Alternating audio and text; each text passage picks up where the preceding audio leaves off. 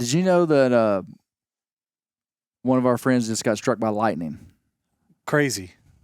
So he's been on the podcast. Yeah. Well, but I'm not open to violate HIPAA rules of like giving out medical advice here. So I won't tell you who got struck by lightning, Josh.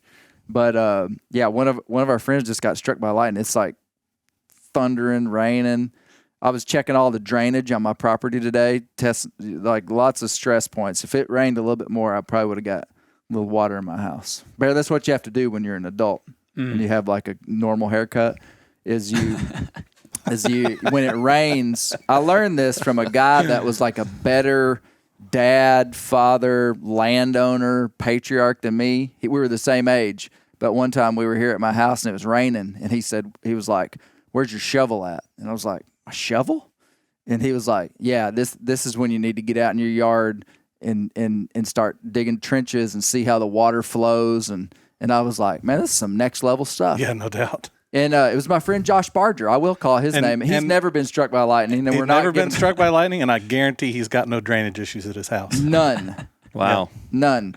But so that's what you do. So that's what I did this morning. I put on all my rain gear, and I went outside and was standing in the water watching it. And I got big ideas for you and me this year, Bear, on drainage out here. I bet. Welcome to the Bear Grease Render. I'm very excited about today. We're going to talk about some of these turkey stories, but mainly we're going to talk to Buck Foster, who's here with us. Dr. Buck Foster. Dr. Buckley T. Foster. Yes, that's me. And I'm a kind of doctor that don't do folks no good, as my grandmother would say. Don't do folks no good. That's correct. Okay. That's what she said, but because her grandfather was an MD, and her on the other side of the family, we had a great grandfather that was an MD, and I was the youngest of the grandchildren, and she said, "I want you to become a doctor." You're like, and I finally became a PhD and came in, and I said, "Look, I'm finally a doctor," and that's what she came back with.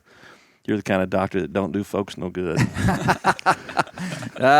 Well, I think doctors like you do people a lot of good, and that's why you're here. But like, if we're looking for medical advice for our buddy that just got struck by lightning, maybe we would go elsewhere. That'd probably be a good idea. But so we're going to be talking about a book that you wrote called "So Great Was the Slaughter," and it's about market hunting specifically in Arkansas. But I think we can extrapolate it out. I mean, really, a lot of the trends that probably happened here were happening in a lot of parts of the country. That's correct. Actually, we're one of the kind of the late to the party because we remain wild much longer than our neighboring states. So they thin out their wildlife, and then they come looking for ours. Wow. That sounds exciting. I can't wait to talk about it. Turkey season is in full swing. Full swing. Full swing and beard. Oh, look at that. This. Shoot. I was just in Mississippi this week. So I killed a turkey 2 days ago in Mississippi with Lake Pickle. My buddy Lake Pickle. I can attest it was delicious. Yeah, we ate some of it yesterday. I actually ate some of it this morning. Made an omelet, put a little hot sauce on there, that Alaskan hot sauce. Yeah, it was good. I thought it was going to be about like Tabasco or something. And so I like drenched it and it like overtook Lit you up. What I did is I took the drumsticks and the thighs off a wild turkey, which a lot of people used to throw away. I mean, for real, 20 years ago, people breasted turkeys and they were like, that dark meat's no good. Man, that is done. Like, people don't do that anymore. We keep the thighs and the drumsticks. And all I did yesterday morning was put them in a crock pot, diced up an onion, and put barbecue sauce on them and turned it on low. And about 7 hours later, you could just pull that meat off with a fork. Sure. And the tendons came right out. Yeah, you pull the little... Man, a wild turkey has some serious tendons, like 7 or 8 big, cartilaginous tendons, that hard tendons that go down to the feet. And pull those out. And then I just chopped it up. And it was good. It was super good.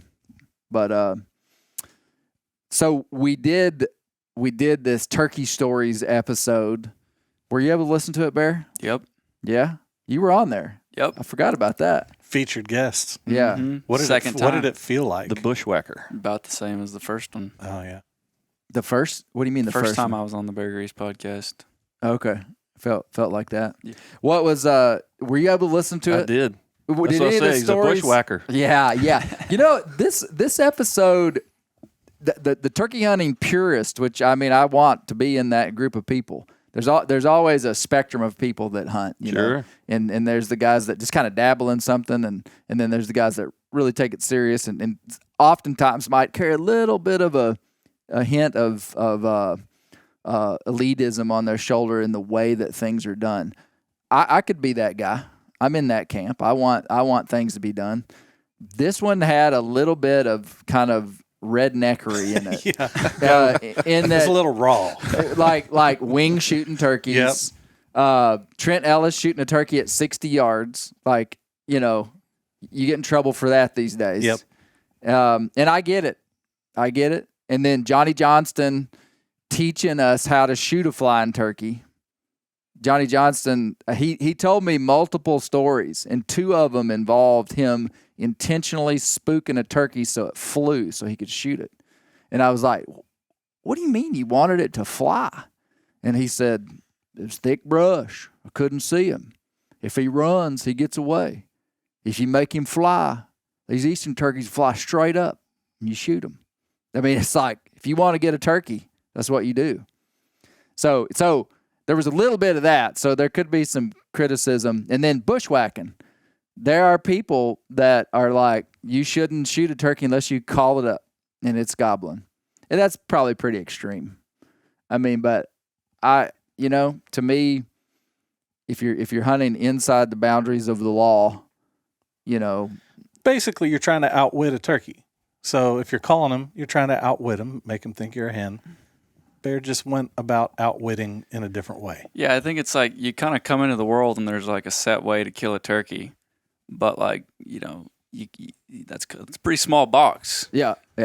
Bear Newcomb breaking all the rules. Well, and the thing about what Bear's situation is that, I mean, you're probably not going to just call those turkeys up like me and Lake did on this piece of private land that we were hunting in Mississippi. You know, that's not getting a lot of pressure, and these birds, I mean, it's just it's different worlds. I mean, he's hunting over here in a place where, I mean, these birds, they're just getting pressured so much. It's like, if you want to play the game, you play the game that you're dealt, you know? Yep. But it was an exciting, and Andy Brown shooting that Jake. Now, you know, that would get some, nobody's going to get fired up about that. I mean, anybody that's turkey hunted for more than 20 years has killed a Jake. And there's nothing, you know, where it's legal, there's nothing wrong with that. Right. But it was a great series. It was great stories. Isn't the mark of a good hunter to overcome and adapt to the situation? That's right. So if you've got high pressure birds that won't come to a call, you figure out what works, right? Just like you would with any other pursuit. Exactly. You figure out what's going on. To me, it's not. Yes, it'd be great to go out there and sit down and, you know, you scout, you sit, you watch, and then you call them up and you kill it. I mean, yes, that's the way they did it. They've done it all that way, but that doesn't mean you have to do it. Yeah. If you can't, if that's not the way the situation unfolds, then you go. I mean, when I was growing up, stalking was new. Go stalk a deer. Nobody did that. You know, I grew up in South Logan County, and basically, you hunted with dogs. Right. You know, dog hunting. And if you weren't a Ran dog deer hunter, with if anybody got up in a tree, we laughed at them. You know, that's not the way. And then, of course, I have other family members that are with bows, and this is the only way to hunt. This is, you know, you guys are breaking all the rules, and, you know, what rules? There are no rules. There's no wrong way to hunt unless it's illegal. Right. So I thought that was interesting. So I appreciated Bear's story. Yeah.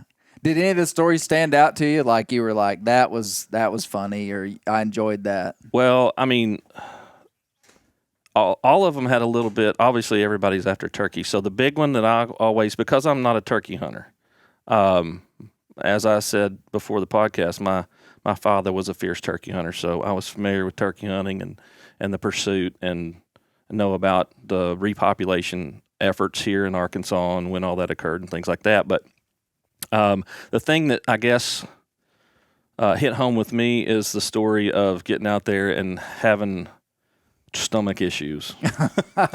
Because if you spend any time whatsoever in the woods, you're going to be there. Yeah. Sooner or later, and sometimes much sooner than you expect. And it's, again, being out like in the duck woods, you've got waders to contend with. You've got ice, and a lot of times you have ice. Not so much this year, but you have ice and snow and all kinds of different things to contend with, and water, because you know, a lot of times you find yourself in waist deep water. You know, not all of us have private land and private blinds and things like that, so we basically just set up wherever we can. So there's a whole lot of pre-planning that goes in my as I have become older. I have known that it's best to pre-plan. Yes. Just make it's going to happen. Yeah. This episode did have a shocking number of stories of people's pants down. It did. It's true. You know what's funny is we don't really. I wish I could say we planned this. We really didn't plan it that way. No. But the first two stories had to do with going to the bathroom in the woods, and then Med Palmer had to do. He had to take his pants off, skinning off, and he kept saying it was super river. cold. Yeah. But he never he never circled back to it, because I thought, oh my Lord, he was saying it was so cold he couldn't even hardly see the bead on the end of his barrel. Yeah. And I was like, and you just skinned off and went into water? Yeah. He's hardcore. When it comes to turkey hunting, that guy is hardcore. Yeah. I would have to say Med's story just kept compounding in difficulty. Yeah. You know, it was in Med, he has that southern Mississippi accent, and he's just kind of funny. But when he started telling about crossing that river on that inflatable mattress, I envisioned a river, little river, 30 yards across. He said it was like 250 yards across. I mean, it's like a huge river. And I would imagine it was kind of like he said it was shallow for a long ways. So, he's just like wading in the water. But finally, in the main channel, he gets out there and off he goes, and it's cold, and then gets over there and gets his turkey. But he did talk about how the wind blew him over to that bank. I was just curious about how he got back. Me too. Yeah, that's exactly what I thought. Yeah.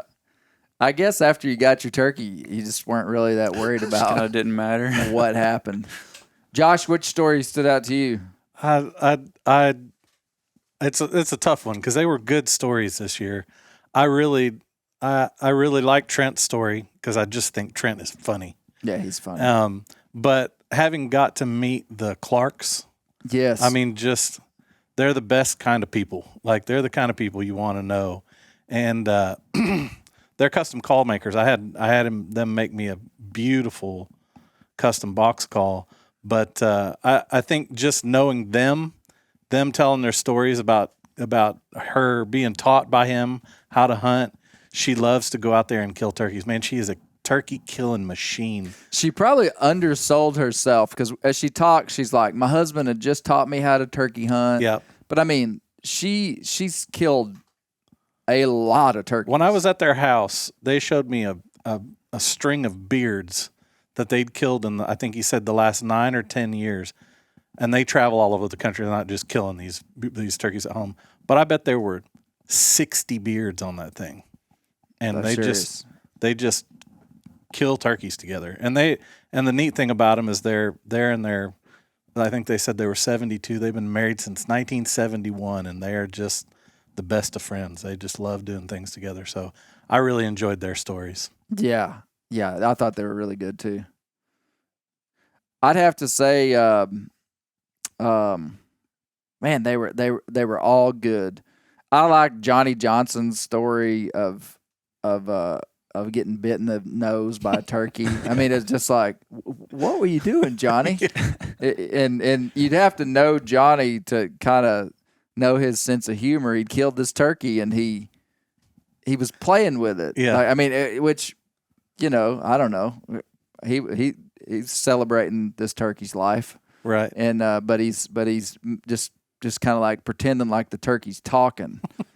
And if you knew Johnny, I don't think that's that surprising.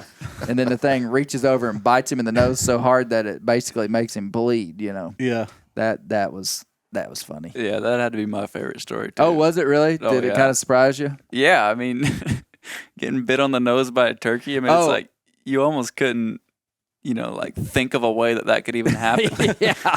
Yeah. I love hearing the way that people talk and the Sure. phrases they use. And he used that phrase. We went to him like a biting sow. Yeah. Yeah. And when he said it, I just like checked it off in my mind. I was like, that's good. I I'm gonna mean, have to use that again. if something's coming at you like a biting sow, you're backing up and running, And then I asked him about it at the end. I said, I've never heard that before. And he said, that's some serious advance. He said, coming at you like a biting sow is serious advance. And I loved that. I love that. But that was a good one. And then hearing Andy Brown laugh. Yeah. He's got a great laugh. So the guy on the story there, it was the third story, Andy Brown. He told about the turkey that gobbled real low, he said. And he threw a pine knot at a fox. Right, the fox was and then coming he in. shoots the bird. He thanks the big one, and it's a jake. Yeah, and then he it's a just cackled. He just laughed. Right. Man, Andy is he's been on almost every Turkey Stories episode, and he just is a great storyteller. And like that was, I've said this before. Most really good turkey hunters have 2 or 3 stories that are really good, like that they just want to tell you. Sure. That just something wild happened, and it was funny, or it was a bird did something just extraordinary. And that was probably Andy's like S story. A B C D E F G H I J K L M N O P Q R S. He's on S. I mean, like he's hunted so much, and he's just a good and he can make any story fun to listen to, just with details like the fox and how low the turkey gobbled, and when he was telling the story to me in person, he had his arms out like he was set up this way, and he said, and the turkey appeared over here, and I have no idea how it got there. He's just kind of he's just a good storyteller. Those I are the always best like storytellers. Best storytellers have it in you can visualize it in your head. Yeah. Exactly what's going on. I saw that fox sneaking in. Yeah. When he was telling the story, I was like, what are you going to do? Because I thought it was going to lead to him shooting the turkey and the fox running off with the turkey or something like that. I was waiting, anticipating that was what was going to happen. Yeah. And it's always been amazing. Well, just like the bushwhack, I mean, turkeys with their amazing eyesight. Yeah. One of the things I remember from my dad telling me the story is like, you cannot move. And he would come home with these whelps across his face where the buffalo gnats would bite him, and he wouldn't move. He wouldn't swat. And he didn't have a screen. He didn't have anything to mask or anything like. Yeah. Like no, he just went out there because he smoked all the time, and he was like, the smoke is going to keep him away from me. But it didn't. Hey, show me your dad's turkey calls. All right. So your dad was a turkey hunter. My dad was a turkey hunter and evidently known quite widely. This is when I was really young. This is an early box call of his, and it says on the bottom, J.L. Foster. His name's James Foster, April 1965. So this was he didn't make it. A fellow made it for him. Yeah. Look at that.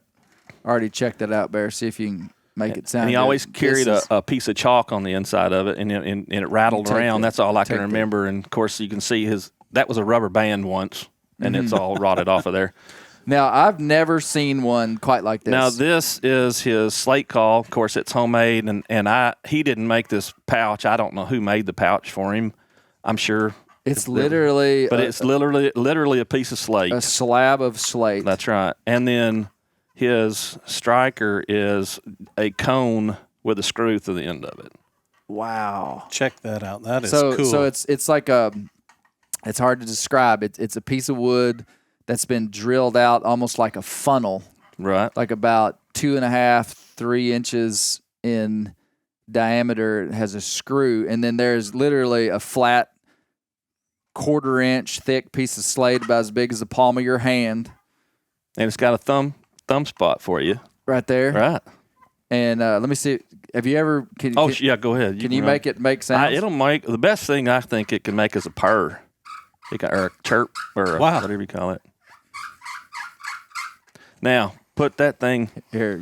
I'm like I said, I'm not a turkey hunter, so here's the thing: put it like this, and by making the cone in your hand bigger, it'll be different. It'll change tone. That's the only thing I do know. Probably got to find it. You do, because this screw is it's basically worn out on each side. But I mean, I can see how you could make sounds with that, especially if you got good at it. There you go. That's the one I can. That's the only thing I can do.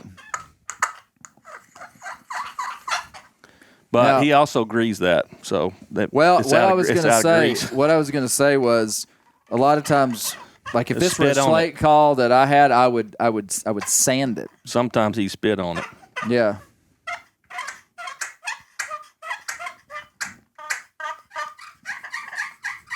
This brings up an interesting point for turkey hunters.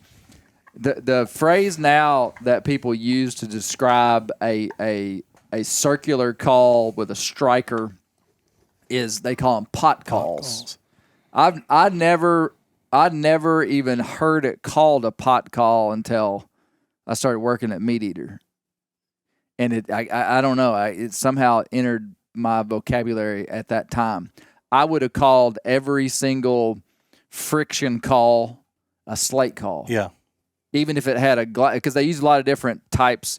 There's some that are actually slate, some that are glass, some that are aluminum, and some that are, like some kind of acrylic or something.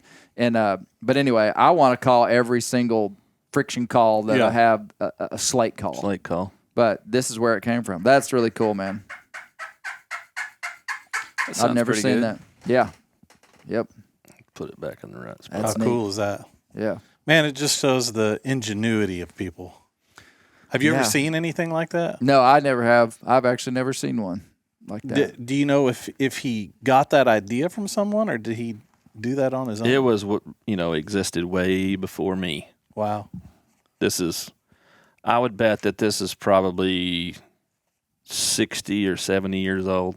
Wow. Yeah. And of course that one was in 1965. So, and in 1965 there were hardly any turkeys. Yeah. So he was going, Well, the progression of turkey hunting in America, they market hunted turkeys and were shooting them with shotguns or rifles and there were very few people that were calling spring turkeys like in the 1800s. By as I understand it, I mean you may know this more than me, but I think Lynch Box Call Company came around in the 1930s, 1940s. Which was a commercial box call that you could buy. And so clearly people know that you can call these birds, but people were hunting them in the fall about as much as they hunted them in the spring. Because in the fall, you can bust up fall flocks and call them back in with the kiki run and lost hen call and different things. And a lot of people were fall hunting them. And then basically in 1970, Ben Rogers Lee started a call company that I'm not going to say it was the first call company because it wasn't, but he was kind of considered one of the first modern style spring turkey hunters. And then Will Primo started in 1976, and after that it was just a flurry. And there were a bunch of smaller guys that never made big national status that these guys were learning from. So it's not like it all started in 1970, but that's when mainstream spring turkey hunting started. It really. And it also coincided with when we started having turkeys. Right. It's like turkeys started to come up, and then so people started to learn how to hunt. They made diaphragm calls, and people started learning. But before that, people were calling on stuff like literally a slab of slate. They could work. Yeah. A lot of people. I don't have one. My dad didn't use one, but I have a couple of friends, and they were talking about they had turkey feather calls, where they hollow them out and make them into like a And wing Like a bone. wing bone. yeah, like a wing bone call. Yeah, he said one of my friends said his dad had a couple of them. Oh, I had a guy send me this week from Georgia a pipe call. Oh, really? Oh my gosh, I need to go get it. Is it like a trumpet call? It's a trumpet call, but it's actually a functional pipe. Oh, really? You could Sweet. you could smoke with it. That's what I understood. If you were someone else. Yeah, if you were into voodoo. Yeah. But it sounds really good, and it's a real work of art. I'm gonna get it at the end of the show. Sure. I want to show the people.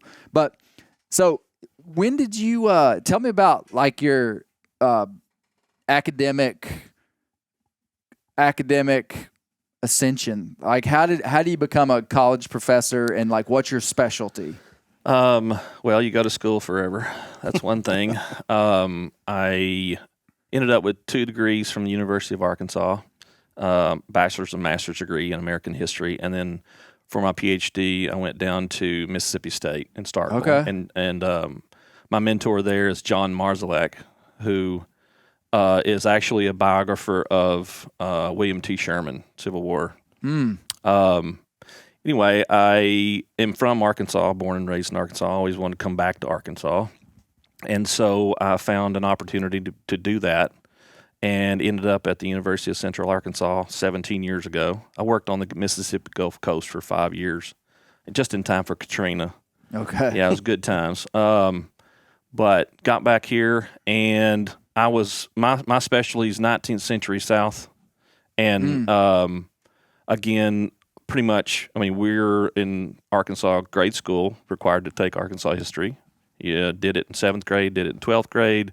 Had a mentor at University of Arkansas who was the Arkansas historian there, took classes there. And that was Jeannie. That was Dr. Jeannie Wayne, that's correct, and Dr. Daniel Sutherland, both. So basically, I was directed to that. So 19th century South and Arkansas kind of came together. I hunt and grew up in a hunting family, and so when I had the opportunity, I decided to do more research. So a lot of people ask, okay, why this particular subject, or what turned you on this exactly? About a decade ago, I guess, it was about 10 or 12 years ago, I read an article about a war. And it was not a war between soldiers on some distant battlefield, but it was a war between Americans. It was a war between market hunters and sportsmen. And the war happened on a 10,000-acre lake in northeast Arkansas called Big Lake, which was created during the New Madrid earthquake in 1812. So I began to dig more into that.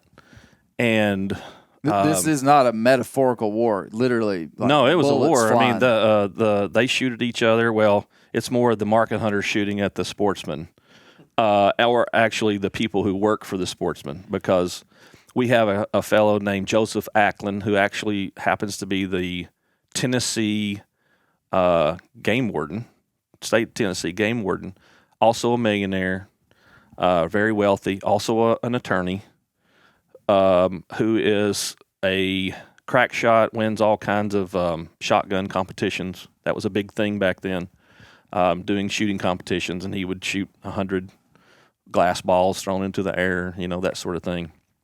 And a bunch of his friends, as again I mentioned before, as our neighboring states begin to run out of things to shoot, wildlife, they begin to look for places to go. And Arkansas was one of those places. And so Joseph Acklin and his friends, investors and whatnot, approach a timber company which timber companies owned quite a lot, because we're talking about the same time when timber's big, mining's big. Basically Arkansas's first industries are those that can take her natural resources. Yeah. So it's coal mining and timber and that sort of thing. Those were the resources. And what happens is wildlife becomes a resource. It's a resource that is also pursued by the market hunters. So Joseph Acklin and his buddies, they formed the Big Lake Shooting Club, and they buy a 10 feet strip around the lake, 10,000 acres, and they claim the lake under riparian rights, which is basically rights. Nobody can be on it because they call it non-navigable. So they basically say, now this 10,000 acre lake is ours. Right. And all the ground. And they build clubhouses, which market hunters end up burning to the ground twice. Really? Mm-hmm. And they hire a bunch of people, and there's caretakers, and there's pushers, the people that go out and push the boats. And they have live decoys. I mean, basically everything you would think of anywhere, but they do it. All these people are from Nashville or the surrounding area in Tennessee. And they own this huge hunting club. The rich guys that own the land were from Nashville. That's correct. And the locals, of course, a lot of them lived right there on the lake. A lot of the market hunters, and they're market hunting ducks. Market hunting any kind of waterfowl whatsoever. Remember, there's a big market also in plumage. What year was this specific? The war? When they come, well, the war lasts over 20 years because it's not only like what we think of where they're burning things and things like that, but they go to court. Okay. There's an injunction put forth by a judge that says the locals can't be out there, and so they get even more angry. The locals get lawyers, and it just goes on, court cases. So what was that time period? Basically 1885-ish until the very last part, what ends the war that we could get to, what ends the war in 1915 is that the Big Lake Shooting Club gives the land to the federal government. Really? And so that is why it is a national wildlife refuge today. It was a preserve at that time. Wow. And so that's what they turn it into. And so the war against the market hunters moves from the Tennessee Sportsmen and goes to the U.S. Biological Survey. They take over the war. So they still are trying. Well, they have game wardens there. I read in your book that this was kind of like just an astonishing figure that kind of puts a number on the volume of market hunters, or market hunting. But in 1911, 500,000 ducks were shipped out of Arkansas from 3 counties in October and November 1912, and on one October day in 1911, 90,600 ducks shipped in one order. 90,000 ducks in a single day. That's correct. And now, where were those ducks going? They were going to markets in big cities. Those were probably, I'd have to look it up, those particular ones, but they're probably going to Chicago. Because remember, this is the exact same time when all the cattle drives are happening out west. Chicago's becoming the slaughterhouse capital of the nation.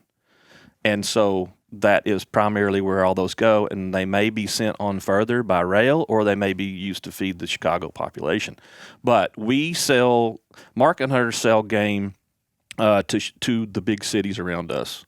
Memphis is the closest. St. Louis, New Orleans, and Chicago. Chicago's one of the big ones. So. Who's eating that many ducks? We don't eat that many ducks today. That's true. One of the big things that you have to think about is that even though we have beef and pork and that sort of thing that is available, especially if you're wealthy, you want to serve your guests these exotic things. So wild game was exotic. It wasn't what the poor not folks necessarily, but poor folks get it too because it was so cheap. So you kind of have both together. But see, the canvasbacks were the ones that were the most pursued because they ate wild celery much of the time, and their meat took on that wild celery taste. And so cans brought more than mallards, which brought more than teal. And that was based upon taste and probably volume of meat, like the size of the bird. Correct. Too. Big time. Big Lake one day shipped out 10,000. 10,000. And these guys are killing them with punt guns at night, stuff like that? No. That's one of the things that's very interesting is that punt guns primarily that I've researched, I've seen one example of a punt gun in Arkansas. Really? A story of a punt gun. Yep. How are they killing them? They're basically shotgunning them. I mean, like calling them in? No, they don't have to. They're just coming in. One of the most, I guess you could say, the one way that they did it the most that probably killed the most is killing them on the roost. They catch them. They go back in the trees, and there would be a big open area in there. There might be 10,000, 20,000 waterfowl in there, and they go in there in the night and just blast them. So they're doing it at night. Yes, and another thing is you got to remember, you talk about turkey hunting with spring hunting and things like that. They were killing them both ways on the migration. Yeah, They kill them. They had they spring shoot, which is one of the things that one of the first things that they attempt as far as lawmakers go is to stop spring shooting, because that's when they're pairing up and trying to go back and have babies. Wow. Hatch. Wow. But yes, the number is incredible, and let me tell you something about that number that can be potentially misleading. It's like not all those ducks were killed in that county or those 3 counties. They were just sold. They were shipped out from there because there is a bill that is passed. Because when Arkansas starts trying to pass game laws, they're doing it piecemeal. They don't have a general game law per se. Right. And so they'll do something that covers maybe 2 counties or 3 counties or half a counties or whatever. And if the representative from that county didn't want that law, they would get it exempt from their county. Okay, so one of the biggest, counties that's most guilty of flaunting all game laws and saying we want to be exempt was the county that Big Lake was in. What county And is so, that? and I knew you'd say that, and it just left me. It's not, is that in Northeast Arkansas? It is, yes, Northeast Arkansas. Craighead? No, or- no, not Craighead. I'll think of it in a minute. The man, I can remember the representative was named Little. I do remember that. Yeah. I'll think of it in a minute. Anyway, they exempted themselves. Well, that was kind of not only, and one of the reasons they did that is because the market hunters pressured. Yeah. It was money. It was a bunch of money involved, and so he made sure that they were exempt. So if any market hunter in any other part of the state wanted to ship out of the state, they sent it there.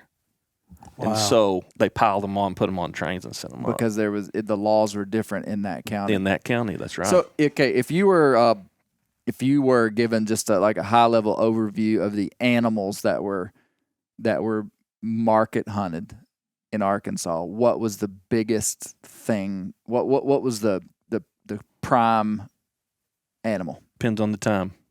Okay. It depends on the time period, because of course we have had market hunters or some semblance thereof market hunting since Europeans came to Arkansas. That's why Arkansas Post was established, was to make trade with the Native Americans and bring fur to them. And so Arkansas Post is a town at the confluence of the Arkansas White and Mississippi River. That's correct. And it was established in the mid 1600s. That's right. Yes. It was at the time. It was the furthest west. I didn't realize it went that far back. Yes, It was it's the very first. It was like the furthest west European outpost on the continent at the time. Yes, and the man who established it was Henri de Tonty. And he basically he was given what's called a seigneury, which LaSalle was his boss, and he gave him this land, and so he's going to make his fortune, so he sets up this post. And we've got a town named after him just right up here, Tonty Town. There you go. So he sets this up, and that's what they're doing. So you could say the first real occupation in Arkansas is hunting. Yeah. I mean, it truly is. Yeah. The Spanish do it. Primarily, it's the French that come in and do it. So it doesn't really matter whether it's under the French colonial system or the Spanish colonial system. The French don't leave when the Spanish take over. The French hunters are still hunting and doing all their operations around.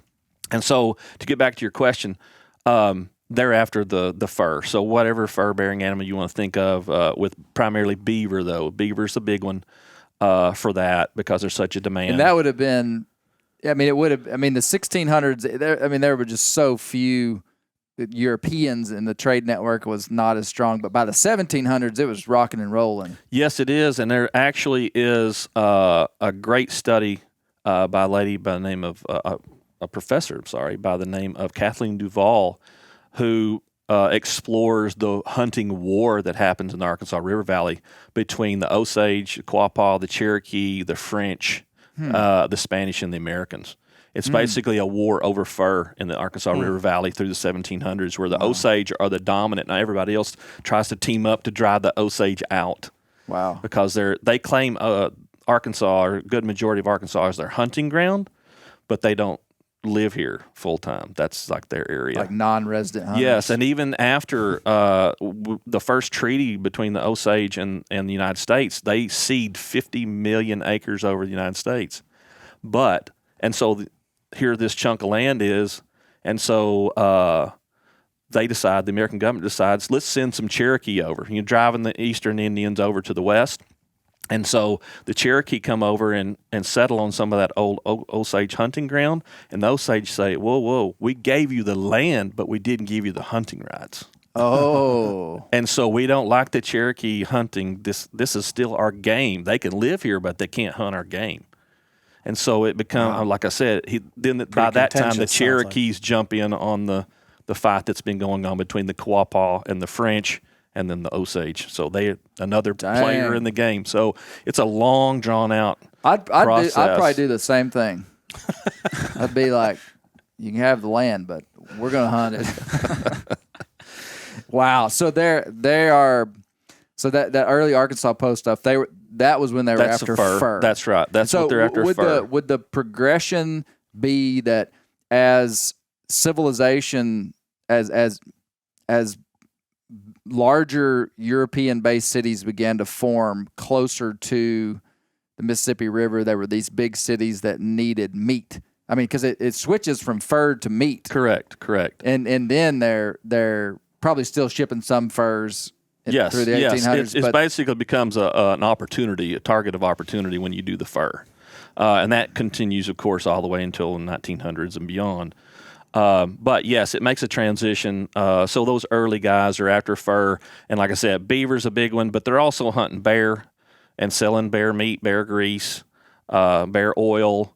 Bison are killed out by then. We have our last by reported. When? The last reported 1850s. bison that I have found. Now that doesn't mean that I'm the expert on the bison, because that was not my area. But the last ones I found were in a cane break on the White River in 1835.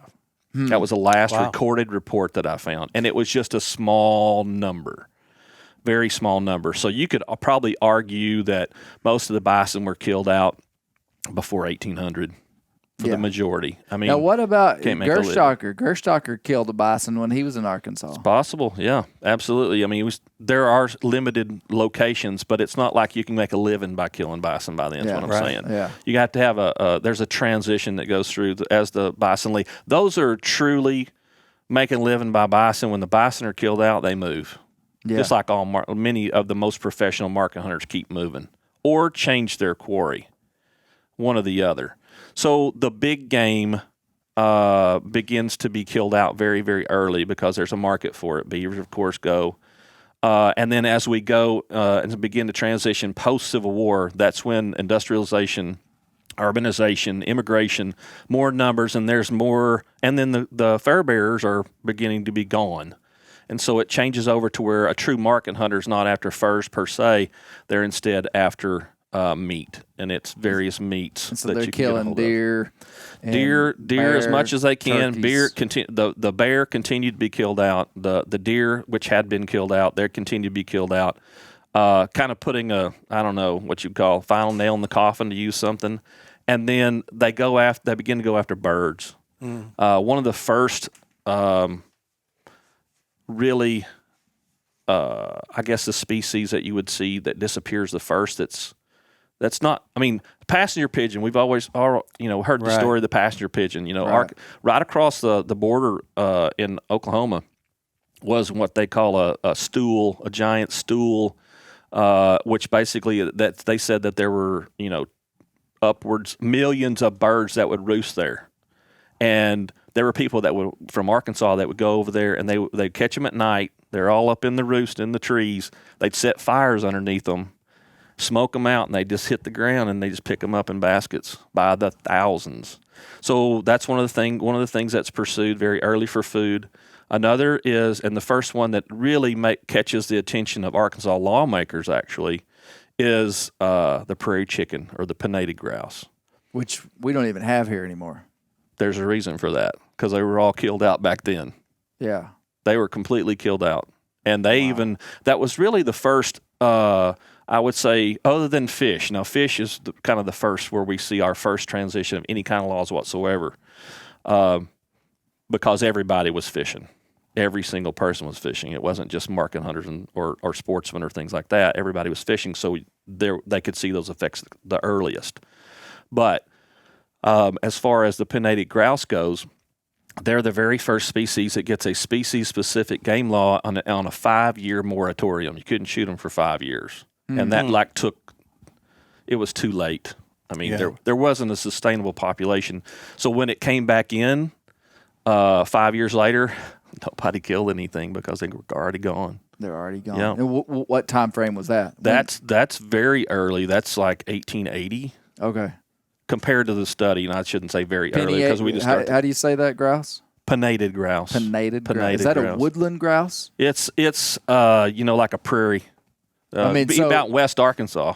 Yeah, in now East Arkansas is where we would have had like prairie though. Am That's I right? true, but there's a lot. There's actually I just saw a presentation the other day about how many thousands of acres. It's a lot more than you think.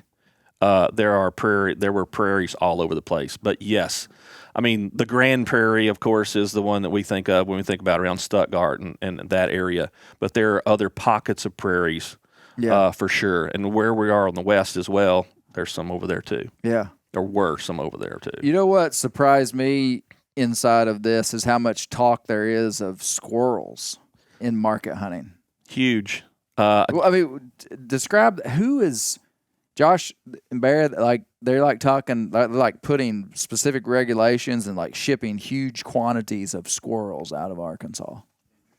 Who's eating squirrels? Okay, so again, we have to look back at our time and not think about it as food, because local folks eat the squirrels, but the market hunters are killing squirrels for the tails, because this is the birth of sports fishing.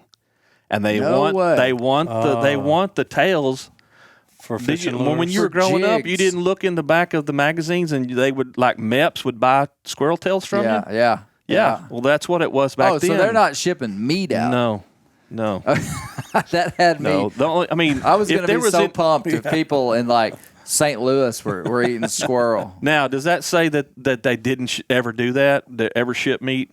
I'm sure they shipped some squirrel meat, but it would probably have been across the river because it wouldn't have been worth the time and the effort to deal with them. But it was kind of like why would you kill herring? Why would you kill the blue heron? Why would you kill the heron? It's because they're not eating the heron; they're after the plumage. Because that's also coinciding at the time when all the women are wearing the big hats, giant hats with the big plumes on them. Yeah. Right. That's what it is. We had one of our very first wildlife refuges, preserves, what it was called then. It was called Walker Lake, and it was over in East Arkansas. And it was a nationally protected heron rookery. Really? And market hunters snuck in there and killed them all out till they removed Walker Lake from the preserve because they were all gone. Wow. Killed them all. Wow. Yeah, it's just there's so many things, again, digging through this. So I'll circle back around to the original thing. And so I went into Big Lake I wanted to write a book-length story of Big Lake. Oh, this is going back to the origins of why you were interested in this. That's correct. And so when I began to dig, I began to realize there's nothing out there that has been published that I can piggyback on to talk about Big Lake until I build this big contextual story. There has to be placed in context. And that story, all the stories that you read in that book, the whole fight about the Arkansas Game and Fish Commission, there are some little small articles here and there about market hunting in Arkansas and that sort of thing. But this is all, for the most part, really, because I tried to stay Arkansas specific as much as possible, but put it in a state, a regional, and a national context around it. What's happening, all that sort of thing. And so I knew I had to write this book before I could tackle Big Lake. So you got another book coming out. The next book actually coming out for me in this area is the federal side. Really? This is all state. I'm going to talk about the federal side in the next book, which Big Lake's going to be prominent in it. But so also, when you say federal, you mean like no, federal efforts in Arkansas. in Arkansas? Correct. I gotcha. Because, interestingly enough, we had the very first Jewish federal court judge named Traber. And he the very first national bird law is passed, migratory bird law. Not the Migratory Bird Act, but the Migratory Bird Law. And it was passed, and in Traber's courtroom in Arkansas, he declared it unconstitutional. And it was struck down in Arkansas, a national law. No, tell me why that's significant. It's significant in that it forced the United States to go back and create the Migratory Bird Treaty. Oh. Because you cannot strike down a treaty because of unconstitutional grounds. Now I'm really starting to get outside my area of expertise So here, but you- let what's me say this: when states join the United States, they give up their ability to make deals or negotiate with other countries. Understood. Therefore, the United States can. So when it makes a deal with another country, it cannot be declared unconstitutional because the Constitution dictates the state power. So did this judge here in Arkansas be like, hey, we can't regulate these birds because they don't live here all the time? Is that what you're saying? Like, interpret for me. No, I don't fully understand, and maybe he- it's not worth going into, but Right. He just said that the federal government was overstepping its powers, okay. that it didn't have the ability to do what it was trying to do. And so it was struck down there. And like I said, it forced them to go back in. And this is some stuff that I haven't had a chance to research fully either. Yeah. And that's what I want to do in the next book. And the thing is Traber was an incredible early conservationist, Okay. but he was following what he thought was the letter of the law. Yeah. And he was the one, when you broke federal law, I told you Big Lake became a preserve. When they went in there and broke the law, he was the one many times that the poachers ended up in front of. And he would, hammer them because he thought that was the right thing to do. Yeah. So that was one of the steps that I want to look into. And there's a lot of other players that get involved. And our buddy Vizert, who is kind of, he has a chapter of his Arkansas's own. first game warden. Arkansas's first game warden, not Arkansas's first. Well, he covered the whole state, but he was not hired by the state. He was hired by a sportsman's association. Really? That's right. They saved money, and they were like, the state's not going to do anything about it, and so we're going to hire this guy to enforce the game laws that exist. But he couldn't arrest people. He couldn't give them tickets, and he didn't really have any power. He'd just kind of be like, He would Shouldn't do that. kind of like me shaming people for shooting turkeys Did he have behind. a podcast? Yeah. Yeah. he had to go get a local deputy. Oh, really? Yes, he had to go get a local deputy. So he basically went around and gathered information and turned it over to the local deputy, and the deputy would handle it. But he was a real hero, though. I mean, He really was. He He was really- What was his full name? Ernest Vivian Vizert. And he was from like 1906 to 1915 or something. He was yes, because he becomes a federal warden. So he Later. actually gets the job for the federal warden and the very first enforcing migratory bird law. And so he ends up back in Arkansas doing enforcement for the feds. This is a picture of him. But he actually had quite a bit of philosophy for, it felt like he did. Like, I mean, just like he kind of cast vision for why it was advantageous for people to preserve game and why we wanted them. And if we just obey the laws, there's going to be more game. I mean, he was kind of a visionary He guy. really tried to do the best he could with what he had, which wasn't much. He was very much underfunded. And if you read the chapter where it's called The Prince and the Pauper, which is when his relationship with Tabasco heir McElhenney. Yeah. You have the millionaire, and then he's basically on this. Before it's all over with, he has sold his furniture. Vizert has, trying to continue to fight and make pamphlets and all that sort of thing. Wow. And he's begging McElhenney for a job or anything. And McElhenney suggests he start selling magazines, sporting magazines, door to door. Really? As he goes around the state to enforce laws, he's like, why don't you you got a captive audience, why don't you sell magazine subscriptions? Wow. So he does that for a while. Wow. While he's still the state game warden. But yes, he has no power. And here's the kicker. And I'll even get I'm gonna read you ahead. tell me. Well, I was just going to say I'll tie it in even more. When the Game and Fish Commission finally is established and we finally have wardens, number one, we only have 8 wardens for the entire state, and they won't let them have any more. But there will be a time when you look at the last few chapters where there's a fight against it to destroy it. They take the arrest powers away from the wardens. Interesting.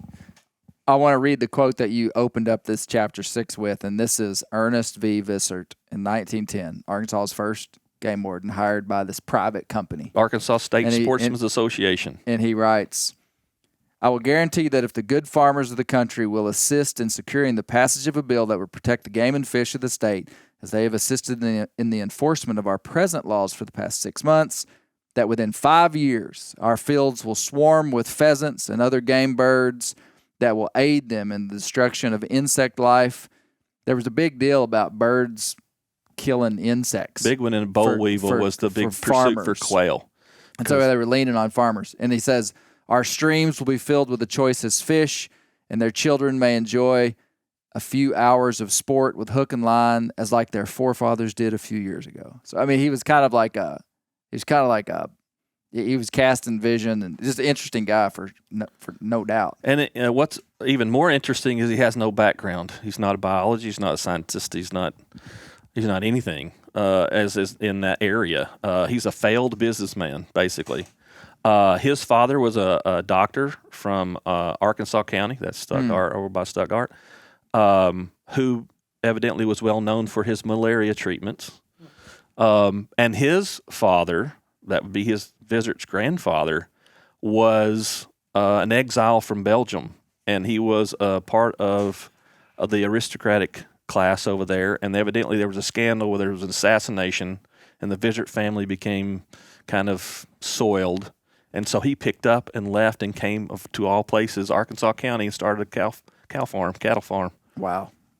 And so that's let me back up a little bit and give me maybe a little bit of an overview. It's kind of tough. An overview of, well, I guess we've kind of already done it.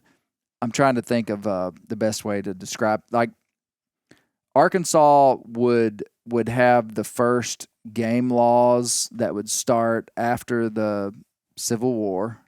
Is that about right? Like, yes. When were the first game laws started? The very first that wasn't like a local, but a statewide was 1875, and it was a non-resident license law. We were the first state in the nation to require non-residents to purchase a license. Really?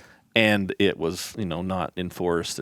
But that was because all the states around us, Missouri, Tennessee, Mississippi, had depleted a lot of their resources, and Arkansas was this destination. Correct. It's so interesting. In the book, he talks about how the rail companies in St. Louis and Memphis and different places, they were advertising hunting packages, like trips, like round trip, like right. Leave tonight, be in Arkansas shooting ducks in the morning. And basically they had this package deal where you would buy a ticket on the train and you could carry 100 so many 100 pounds of 200 gear, pounds of gear and your dogs. That's right. And they would take you to Arkansas and kick you out for a week or 2 weeks or a month, however long you wanted. Yeah. And so what was happening was the people were coming here for recreation. People were buying land from out of state. That's right. And because Arkansas was just this like no man's land in a way, I mean, it was just this underdeveloped, non-progressive, didn't have real strong government at the time, probably crippled up from the Civil War and infrastructure. And it was just like, but it was this wild place that had yet to be really logged out. Right. Much around us because of the massive swamps and the mountains. A lot of Arkansas wasn't heavily I mean, it was starting to be for sure. Right. It's happening at the same time this is happening. All of our resources are going out of the state. Well, and it's because of these railroads. That's right. Railroads is a big one. Railroads are bringing out lumber and goods and game, but also and coal. bringing in sport hunters. Right. So basically, everything that we could export, we were. That's right. And we were other people from other places were saying, come to Arkansas and hunt. Yes, Yeah. and the railroads were that advertising those packages, but then they had pamphlets that they would publish, and it would say, "What is your game pursuit?" And it would say, "Well, I want to go after quail," and it would say, "Well, this is the 3 stations you need to stop at," and then it would say, "You need to hire Mr. Jones for his wagon, and Mr. Jones will carry you 4 miles away this direction, and bring outfits to camp for a week." And so it's a total guide on how to exploit the wildlife resources of Arkansas. And they were making bank, because they would then haul them back. But on the backside of that, you've got the market hunters that are also being brought by train. There is a man in Chicago that becomes kind of the meat man of the day. He is the meat king. And he hires 100 market hunters, hires a private train, puts the market hunters on the Canadian border, and they follow the migration down on the train with 100 hunters. Wow. And he sends rail cars down with ammunition, supplies, and empty boxes of ice. They pack up the goods. They send it back. It comes just basically, and they follow it all, the migration all the way down. Holy cow. Kill, kill, kill, kill. Wow. Ducks and geese and wow. anything that flies, plover. Wow. Anything, all the way up and down. And that's just one example. This is an example of what's happening in many places that had already happened. Yeah. We're really, as far as, now, obviously, if you go far west, that happens post, in time, post 1900.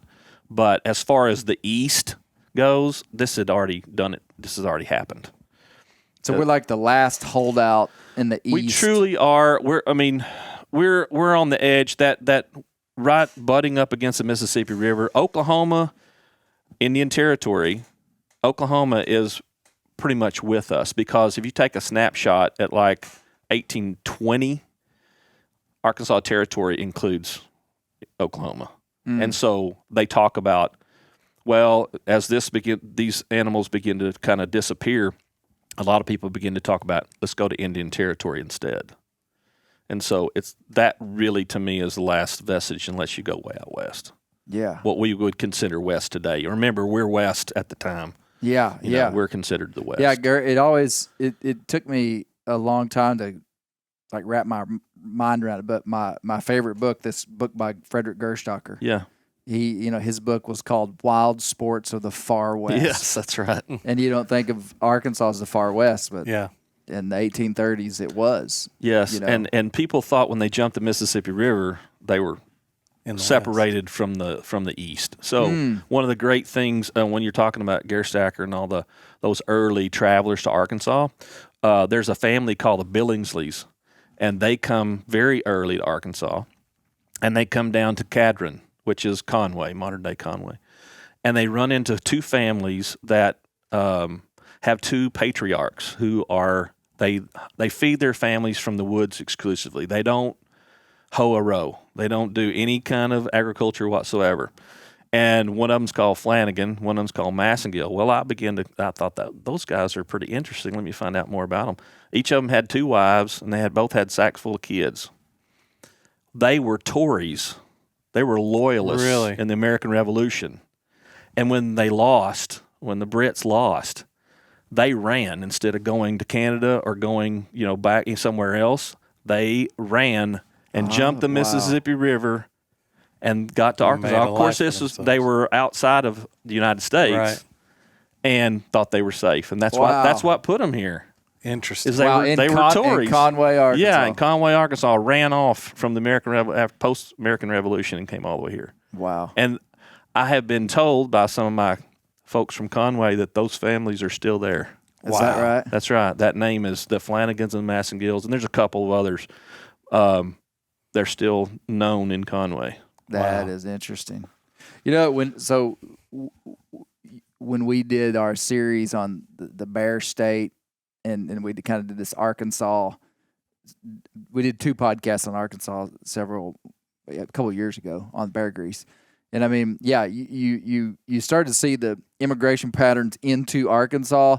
Usually it was people that were running from something, were impoverished. This was like not the place you wanted to go. And that explains, though, in a functional way, why wildness and wild game populations kind of held out for an eastern region, because, I mean, there just weren't a lot of people here. I mean, I think in 1820, I mean, there were like, I want to say there were like 30,000 people in Arkansas or something. I could be wrong about that. But in 1810, there's 1,064. Wow. Wow. Okay, so I think I'm right then. By 1820, there was like 1820, it had gone up considerably, but there was but only. still, that's an astonishingly low number. It is of people. Well, one of the big things for Arkansas is our geography is a problem, because if you're, let's say, depending on the time, let's just use the gold rush, miner 49er. All right, when people are going and they want to go farther west, they're going to come across. And if you look at a map, the correct map from the time, let's say an 1820 map, then they're literally on the map, it says the Great Swamp on the eastern side of Arkansas. Is that right? So if you're going to go to Oregon, California, all that sort of thing, do you want to go through the Great Swamp? No. Well, no. You're either going to go north of that or you're going to go Through south Missouri. of that. Yeah. Well, how many times do these people actually make it to their destination way out wherever? They go along, and all of a sudden you go along your trip and Paul dies. We need to set down roots right here. We need to be right here. Yeah. Well, if you've gone there, you're setting up roots in Missouri. If you've gone down here, you're setting roots in Louisiana. You don't have a chance to set up roots in Arkansas because you never went there. You were turned off by the. So truly, for a long period of time, if you're in Arkansas, you wanted to be in Arkansas. You wanted to come to Arkansas. What you're saying is that the Delta region of Arkansas, the swamp, made a barrier to entry. So people were going north of it or south of it. Correct. And then when Indian Territory is set up, you hear all the terrible stories. Those people with terrible stories will be killed by Indians, will be killed by Native Americans over there. And so we're not even going to take a chance because that's on the other side of the Great Swamp even. If we even get through the Great Swamp, we're not going to go through Indian Territory. We'll be murdered. Yeah. And so there's a double. I think there was a historian. I'm pretty sure there was a historian basically called it a mill pond effect. Yeah. It's basically what it was. And that's one of the reasons our population was so Now, low. I've heard that. I agreed with you and said, yeah, mill pond. I guess I don't really even know what that means, though. It's basically a buildup where it just stagnated place. Just stagnated. Yeah. And so, but that caused us, I mean, for wildlife, that was good. We held out. We held out, but then we became this destination hunting place. And so your book deals a lot with this conflict between market hunters and sport hunters, right? Around the turn of the century. That's correct. And it's such an interesting time for those of us interested in wildlife today, because so many of the modern ideas about wildlife conservation were being forged, with the Boone and Crockett Club and Teddy Roosevelt and all these great patriarchs of the conservation movement who were, kind of rewriting the way that people thought about wild game. And so there was this like 50 years of, I mean, I don't know if it's 50 years, but probably of just conflict between people that would have viewed wildlife in a certain way as a commodity, not as a resource, not as something to be protected intentionally. And then you had these guys like Roosevelt that were sportsmen, that wanted fair chase, that wanted to have an experience with the wild and go hunt, and it meant more than just getting game. It meant, some kind of quest in a way. And so it was like this. And that's a lot of what your book talks about, and the legislation around quantifying those ideas. Yes, and you remember this is also a time when the government's trying to get you to dip your cattle, and so there's all these sort of governmental regulations and trying to do a lot of change, and there's a lot of pushback. From a variety of different reasons. There's politicians that don't want that are actually making money from the market, selling game and fish. And there's folks, of course, and you can, if you're from Arkansas, you can relate with this statement.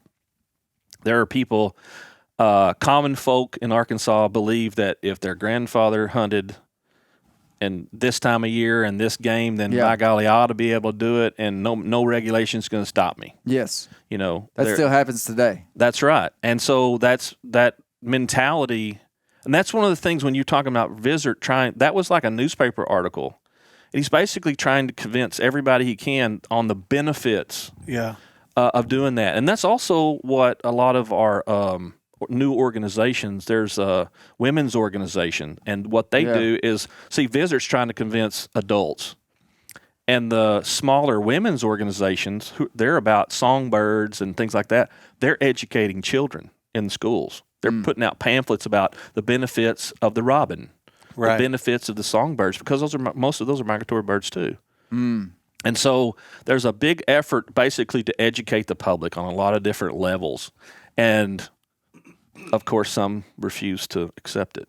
To this day, I'm amazed at the lingering ideology of families, of just groups of people that lasts so long. I mean, I'll foreshadow a touch on the podcast that's going to come out next week on bear grease. It's a podcast about a particular man's engagement and views on wildlife law. Essentially, it's about a modern guy that basically was a pretty bad turkey outlaw. This guy's still alive, and we interviewed him, and he's not a turkey outlaw anymore.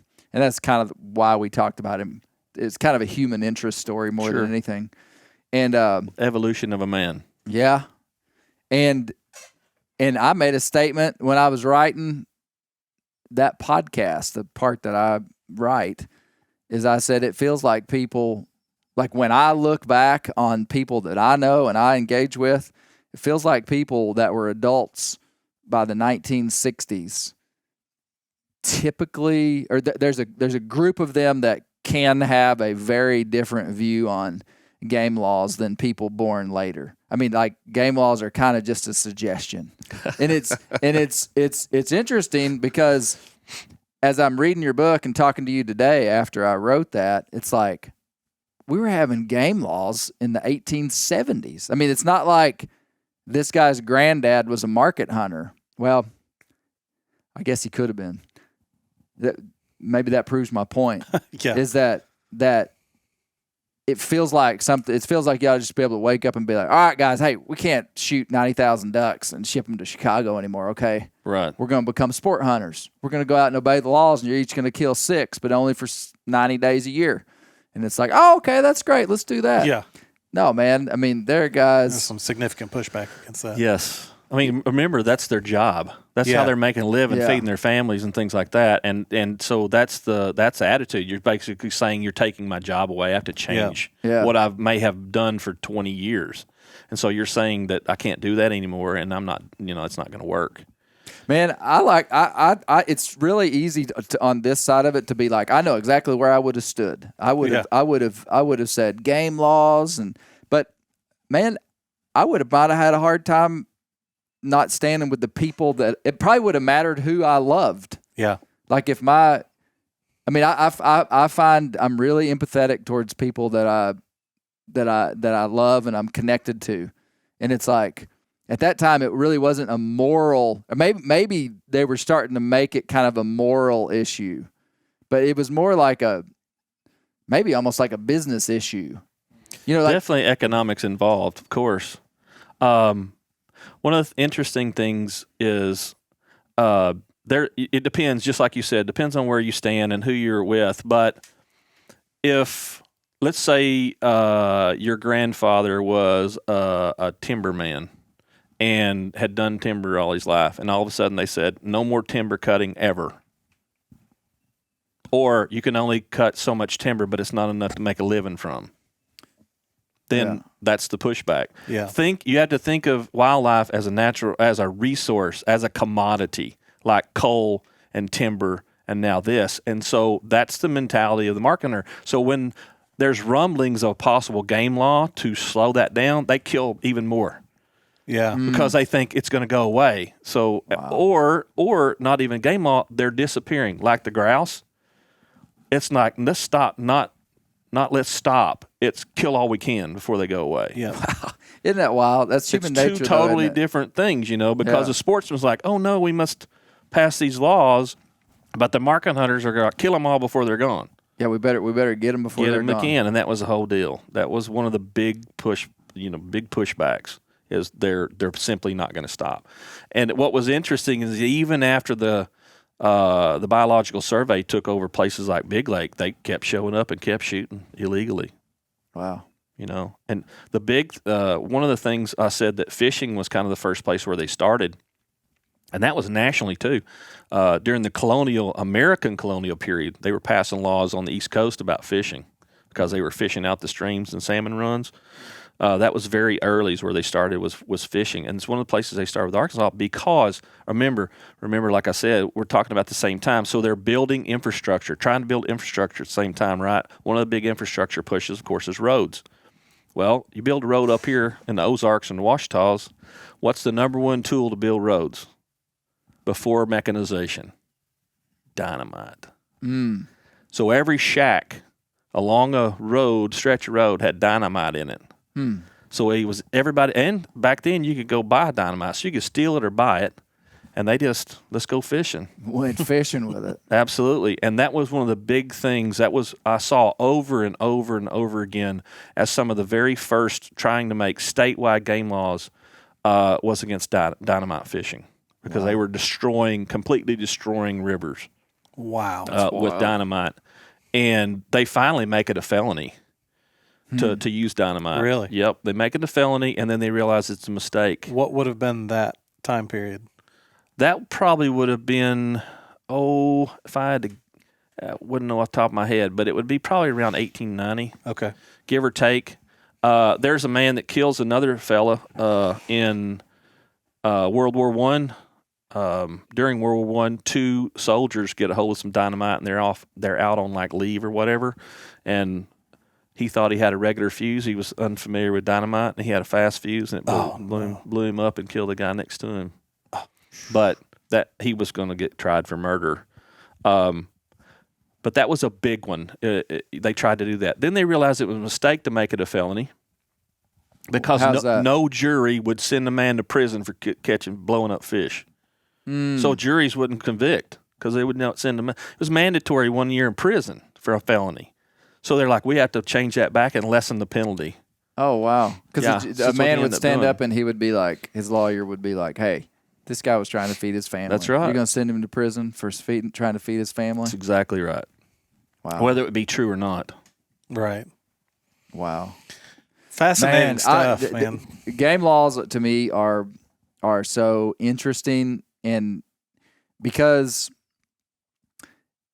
we're so focused on conservation and hunting, this is a thing that we've dedicated a big chunk of our lives to, that we love wildlife. We view it as like essential for us to have the quality of life that we want to have. I mean, wildlife to a lot of people that are listening to this is like really important. But the truth is, I mean, it's not existential in a way. I mean, like I'm thinking about a jury that's going to convict a guy for dynamiting when probably the week before they were trying a guy for murder or for robbing a bank or for something even worse maybe. And it's like... The game laws just didn't seem very egregious.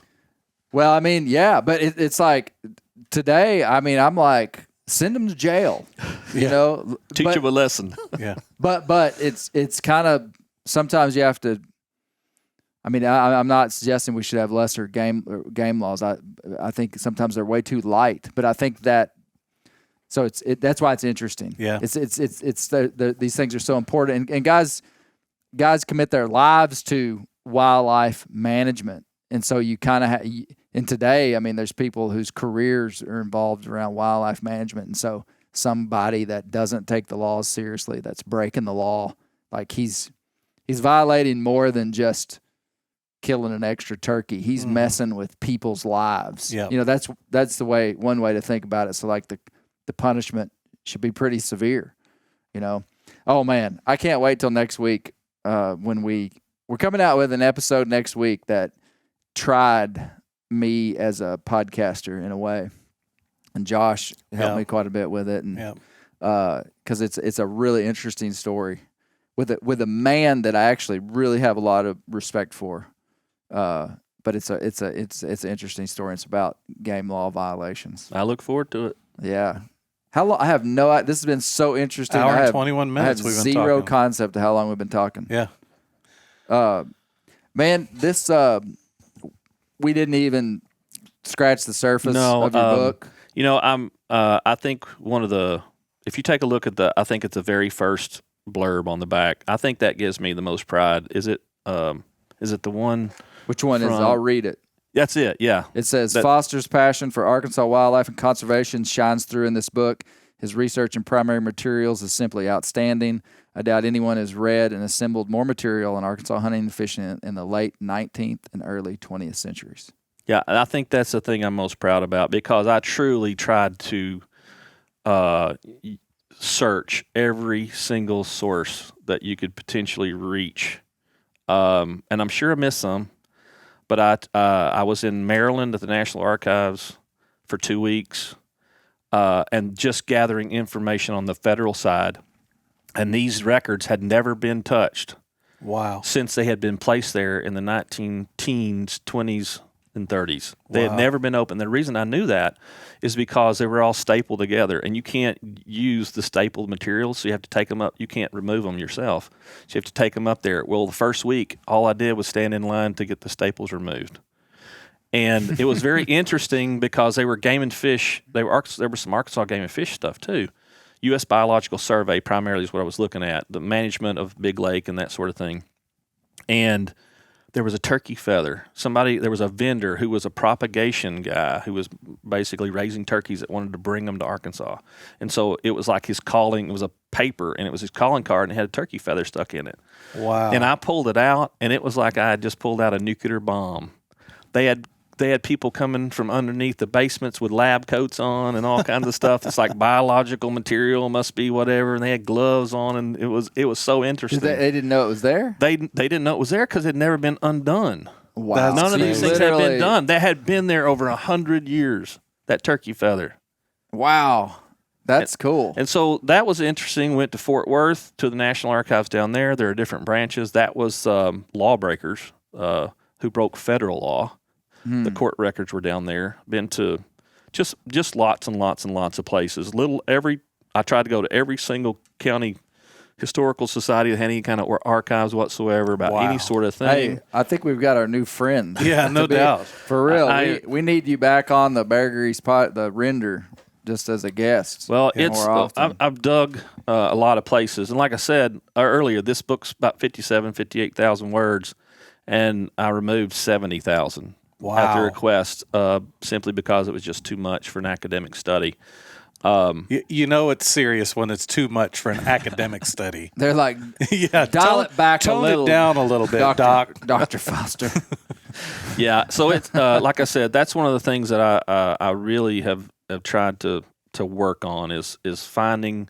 And if you look at some of those people, they're really identified. They're not just like, this guy was a judge. I'll try to say what he did for his whole career, or what he did for a living, where he was at the time, all different pieces and aspects to really give, again, I'm an Arkansasier, and I'm trying to, I was looking at myself as an Arkansas hunter who would want to read this book, and I'd want to know everything. Whatever happened to that guy?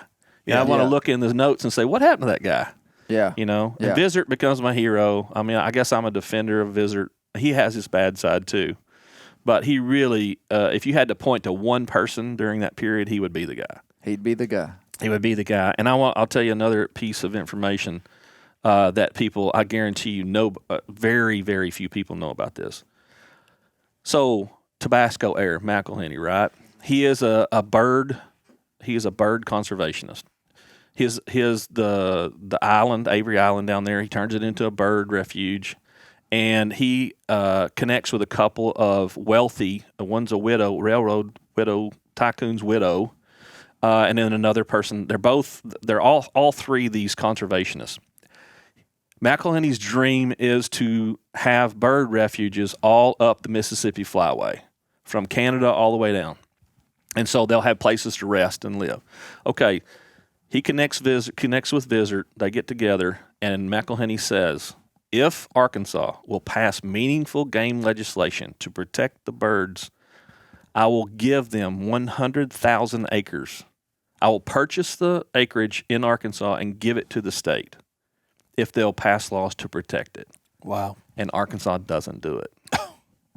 Wow. And so he does it for Mississippi. And what land is that today in Mississippi? I do not know. Okay. Wow.